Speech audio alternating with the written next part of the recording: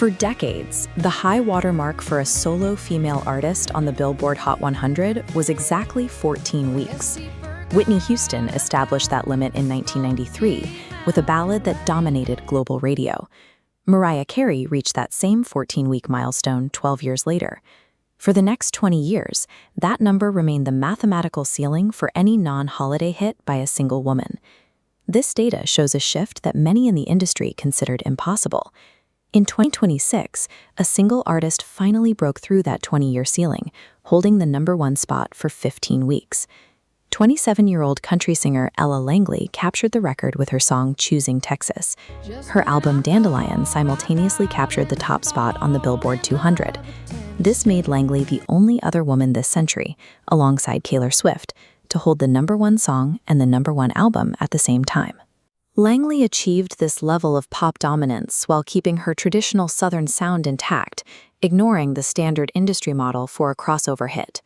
Her sound is rooted in Hope Hull, Alabama. She grew up attending a Southern Baptist church that originally held its services in a barn, with the congregation sitting on hay bales for pews. Her early years were defined by instability. She underwent multiple surgeries to correct the muscles in her eyes, and was homeschooled until the 7th grade because she was a constant distraction to the other children in her class. At 14, she began teaching herself to play on her late grandfather's guitar. With no audience available, she spent years practicing her vocals by singing out into empty family pastures. This isolation pushed her toward the raw, conversational style of outlaw country. She studied the songwriting of Willie Nelson, focusing on how to make a listener feel every word.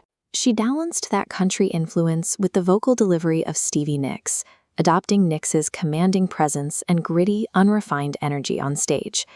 The result was a traditional sound built on real-world isolation, a quality that proved difficult for label executives to replicate or manufacture.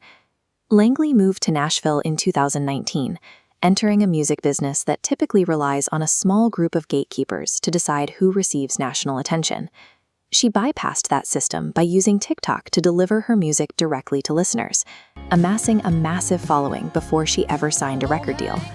Her platform relied on raw transparency.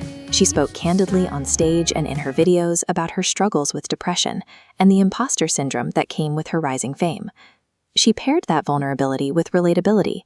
One viral clip showed her joking about her workout routine, singing about wanting to be snatched to the tune of her own hit single. This direct two-way connection created a base of supporters known as Ella's Fellas, a loyal community that grew outside the reach of traditional marketing campaigns. Her online traction eventually earned the respect of established performers.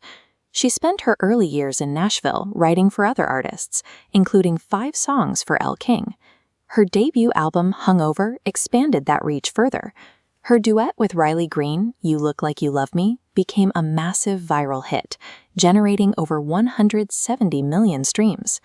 By the 60th ACM Awards, the industry had fully embraced her, naming Langley the new Female Artist of the Year. The final move toward the record books occurred when she collaborated with her idol, Miranda Lambert. Together, they co-wrote Choosing Texas. These industry endorsements did not change Langley's style. They acted as high-octane fuel for the authentic identity she had already established independently. This diagram illustrates the final scale of her success. Langley became the first female artist to capture the top spot on the Hot 100, Hot Country Songs, and Country Airplay charts simultaneously. This strategy broke the traditional crossover model. Past artists often had to trade their country roots for pop production to reach the top of the general charts. Experts describe her appeal as authenticity as humidity, a quality that modern audiences can feel, even through a digital screen. She overtook 20 years of pop records by doubling down on her Alabama roots, her faith, and her personal struggles. Ella Langley demonstrated that a global market will respond to an artist who refuses to change. If the sound is real enough, the market will eventually listen.